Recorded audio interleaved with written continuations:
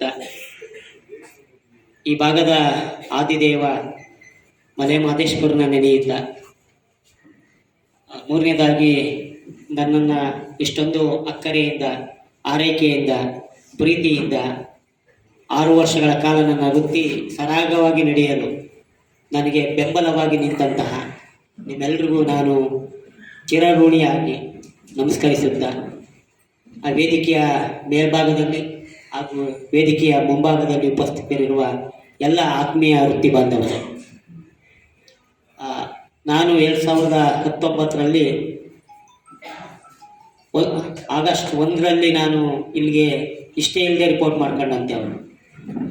ನಾನು ಕೌನ್ಸಿಲಿಂಗ್ ಆದಮೇಲೆ 4 ತಿಂಗಳ ನಂತರ ಕೊಳ್ಳೇಗಾಲಕ್ಕೆ ರಿಪೋರ್ಟ್ ಮಾಡ್ಕೊಳ್ಳುವಂಥ ಒಂದು ತುರ್ತು ಸಂದರ್ಭ ಬಂತು. ನನಗಿಷ್ಟೇ ಇರಲಿಲ್ಲ ಇಲ್ಲಿ ಬರೋಕ್ಕೆ, ಯಾಕೆಂದರೆ ತುಂಬ ದೂರ ಓಡಾಡೋದೆಲ್ಲ ಕಷ್ಟ ಅನ್ನುವ ಒಂದು ಮನಸ್ಥಿತಿ ಮತ್ತು ಬೇರೆ ಬೇರೆ ಕಾರಣಕ್ಕೆ ನಾನು ವಿಳಂಬವಾಗಿ ಬಂದೆ.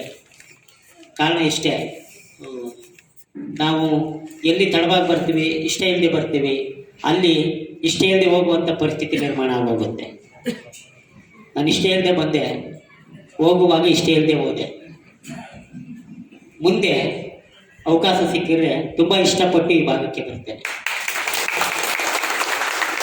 ಯಾಕೆಂದರೆ ಒಂದು ನನ್ನ ಇಡೀ ಜೀವನದಲ್ಲಿ ಸುದೀರ್ಘ ಸೇವಾವಧಿ ಯಾವುದಾದ್ರು ಇದ್ದರೆ ಅದು ಈ 6 ವರ್ಷ 4 ತಿಂಗಳು ಒಬ್ಬಂತ. ನಾನು ಎಲ್ಲೂ 5 ವರ್ಷಕ್ಕಿಂತ ಹೆಚ್ಚು ಸರ್ವೀಸನ್ನು ಮಾಡೇ ಇಲ್ಲ. ನಾನು ಮಾಡೋಕ್ಕೂ ಬಯಸ್ತವನಲ್ಲ. ಯಾಕೆಂದರೆ ಇಲ್ಲ, ನಾನೇ ವರ್ಗಾವಣೆ ತಗೊಂಡು ಬೇರೆ ಕಡೆಗೆ ಹೋಗುವಂಥ ಸಂದರ್ಭಗಳೇ ಹೆಚ್ಚು. ಏಕೆಂದರೆ ಒಂದು ಕಡೆ ಜಾಸ್ತಿ ಇರೋಕ್ಕೆ ಇಷ್ಟಪಡೋಲ್ಲ, ಬೇರೆ ಬೇರೆ ಥರ ಕೆಲಸ ಮಾಡಬೇಕು ಅನ್ನೋ ಒಂದು ತುಡಿತ, ಅಷ್ಟು ಬಿಟ್ಟರೇನೇನಿಲ್ಲ. ಆದರೆ ನಿಜಕ್ಕೂ ನಾನು ಕೊಳ್ಳೇಗಾಲಕ್ಕೆ ಬಂದ ಮೇಲೆ ನನಗೆ ಗೊತ್ತಾದದ್ದು ಹನೂರು ತಾಲೂಕು ಇಲ್ಲಿಂದನೇ ಕೆಲಸ ಮಾಡಬೇಕು ಅಂತ. ನನಗೆ ಅದಕ್ಕೂ ಮೊದಲೇ ಹನೂರು ಕೊಳ್ಳೇಗಾಲಕ್ಕೆ ಸೇರಿದೆ ಅಂತ ಗೊತ್ತಿರಲಿಲ್ಲ. ನಾನು ಬರೋಕ್ಕೂ ಮೊದಲೇ ಮಹೇಶ್ ಸಾರು ಕೆಲಸ ಮಾಡಿದರು, ಮತ್ತು ನಮ್ಮ ಬೇರೆ ಬೇರೆ ಅಧಿಕಾರಿಗಳು ಸಹ ಕೆಲಸ ಮಾಡಿದರು. ನಾನು ಇಲ್ಲಿ ಬಂದ್ಮೇಲೆ ಗೊತ್ತಾಯಿತು, ಅದು ಒಂದಿದೆ ಅಂದರೆ ನನಗೆ ಇನ್ನೊಂದು ಶಾಕ್ ನ್ಯೂಸ್ ಕೊಟ್ಟಾಗಾಯಿತು, ಇದ್ರ ಜೊತೆಗೆ ಅದನ್ನು ಮಾಡಬೇಕು ಅಂತ. ಇರಲಿ ಅಂತೇಳಿ ನಿರ್ಧಾರ ಮಾಡ್ಕೊಂಡು ಕೆಲಸ ಪ್ರಾರಂಭ ಮಾಡಿದೆ.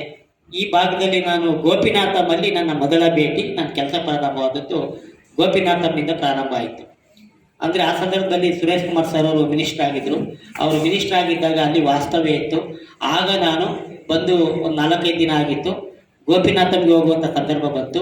ಆವಾಗ ಹೋದಂಥ ಸಂದರ್ಭದಲ್ಲಿ ವೀರಪ್ಪ ಸರಿ ಅಲ್ಲಿ HM ಆಗಿದ್ದರು, ಮತ್ತು ಅವರ ಸಹಕ ಸಿಬ್ಬಂದಿಗಳೆಲ್ಲ ಇದ್ದರು. ಅಲ್ಲಿಂದ ಪ್ರಾರಂಭ ಆಯಿತು.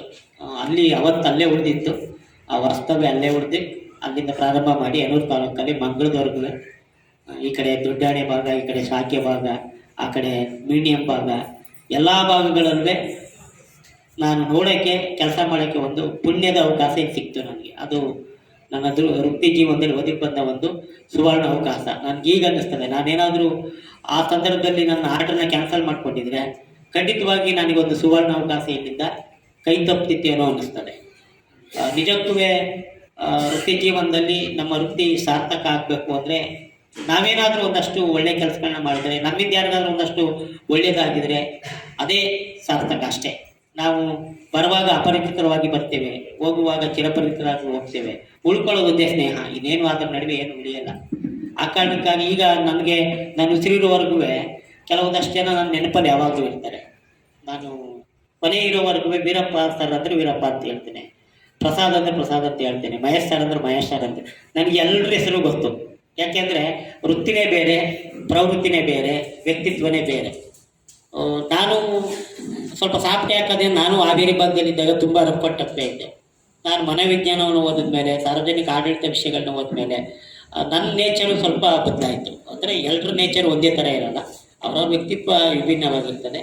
ಆ ಕಾರಣಕ್ಕಾಗಿ ನನ್ನ ಒಂದು ಆಡಳಿತ ವಿಧಾನಗಳನ್ನ ನಾನು ನನ್ನಷ್ಟಕ್ಕೆ ನಾನು ಬದುಕೊಳ್ತೀನಿ. ನನ್ನ ಒಂದು ಗುಣ ಏನಪ್ಪ ಅಂದರೆ, ನಾನು ತಪ್ಪು ಮಾಡಿದರೆ ಯಾರು ಹೇಳಿದ್ರೆ ನಾನು ತಿದ್ದುಕೊಳ್ಳುವಂಥದ್ದು, ಅಸೆಪ್ಟ್ ಮಾಡುವಂಥದ್ದು ಸಹಜ ಗುಣ.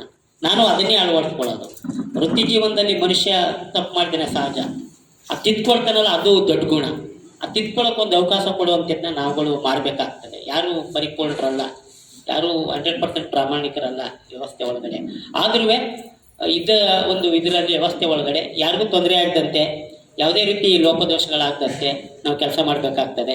ನಮ್ಮ ಮಹದೇಶ್ ಅವರು 3 ಪದಗಳಲ್ಲಿ ಹೇಳಿದರು, ಬಂದ್ಯ ಪುಟ್ಟ ಬಂದ್ರ ಕೂತ್ಕೊಳ್ಳಿ ಹೋದ್ರ ಹೌದು ಸತ್ಯ. ಕೆಲವು ಸಂದರ್ಭದಲ್ಲಿ ನಾವು ಆ ರೀತಿ ಆಡಳಿತ ವ್ಯವಸ್ಥೆಯನ್ನು ಅಳವಡಿಸ್ಕೊಳ್ಬೇಕಾಗ್ತದೆ, ಸಂದರ್ಭಕ್ಕೆ ತಕ್ಕಾಗಿ ಮಾಡಬೇಕಾಗ್ತದೆ. ನಿಜಕ್ಕೂ ನನಗೆ ಒಡಿಕ್ಯಾಳದಲ್ಲಿ 2ನೇ ಬಾರಿಗೆ ಅಗ್ನಿ ಬಿದ್ದ ಪ್ರಕರಣ ಆದ ಸಂದರ್ಭದಲ್ಲಿ ಆವಾಗ ಸ್ವಲ್ಪ ಒಂದಷ್ಟು ನನಗೆ ಭಯ ಕಾಡಿತ್ತು. ಆ ಸಂದರ್ಭ 2ನೇ ಬಾರಿಯಾಗಿ ಸ್ಟೇಟ್ ನ್ಯೂಸ್ ಆಗಿ ಪೇಪರ್ನೆಲ್ಲ ಬಂತು. ಆ ಸಂದರ್ಭದಲ್ಲಿ ನನಗೆ ಬೆನ್ನೆಲುಬಾಗಿ ನಿಂತವರು ಸ್ವಾಮಿ ಸರ್ ಅವರು.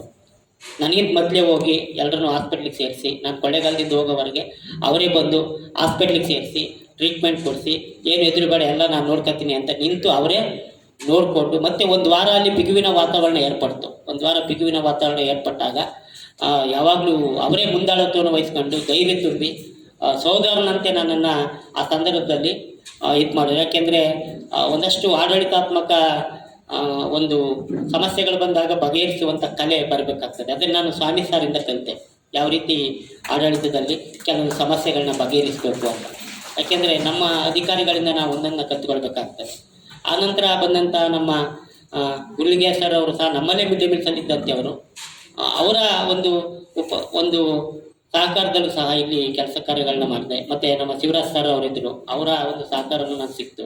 ಮತ್ತು ನಾನು ಕೊನೆ ದಿನಗಳು ನಮ್ಮ ಬ್ಯಾಚ್ನವರೇ ಆದಂಥ ಆತ್ಮೀಯರಾದಂಥ ನಮ್ಮ ಮಹೇಶ್ ಸರ್ ಅವರು ಸಹ ನನಗೆ ಸಾಕಷ್ಟು ಸಹಕಾರವನ್ನು ಕೊಟ್ಟು ಇಲ್ಲಿ ಯಾವುದೇ ಸಮಸ್ಯೆಗಳು ಬರದೇ ಇರೋ ರೀತಿ ನೋಡ್ಕೊಂಡಿರುವಂಥವರು ನಿಜಕ್ಕೂ ಇಲ್ಲಿನ ಕ್ಷೇತ್ರ ಶಿಕ್ಷಣಾಧಿಕಾರಿಗಳು ಮತ್ತು CRPಗಳು PRPಗಳು ಎಲ್ಲಕ್ಕಿಂತ ಹೆಚ್ಚಾಗಿ ಆತ್ಮೀಯ ಮುಖ್ಯ ಶಿಕ್ಷಕ ಬಂಧುಗಳು. ಇಲ್ಲಿ ಸಮಸ್ಯೆಗಳು ಬಂದರೂ ಅದನ್ನ ಸಮಸ್ಯೆ ಅಂತ ಬಿಂಬಿಸ್ದೆ, ಹೈಲೈಟ್ ಮಾಡಿದೆ, ಅದನ್ನು ಅದರೇ ಹಂತದಲ್ಲೇ ಬಗೆಹರಿಸ್ತಿದ್ದಂಥವರು ತಾವುಗಳು. ಜೊತೆಗೆ ಈ ಭಾಗದಲ್ಲಿ ನನಗಿಂತ ಹೆಚ್ಚಿನ ಕಾಳಜಿಯನ್ನು ವಹಿಸಿಕೊಂಡು ಅಕ್ಷರದಾಸೋಹ ಕಾರ್ಯಕ್ರಮವನ್ನು ನನ್ನ ಜೊತೆ ಬೆನ್ನೆಲುಬಾಗಿ ನಿಂತ್ಕೊಂಡು ನಡೆಸ್ಕೊಟ್ಟವರು ನಮ್ಮ ದೇವರಾಜ್ ಅವರು.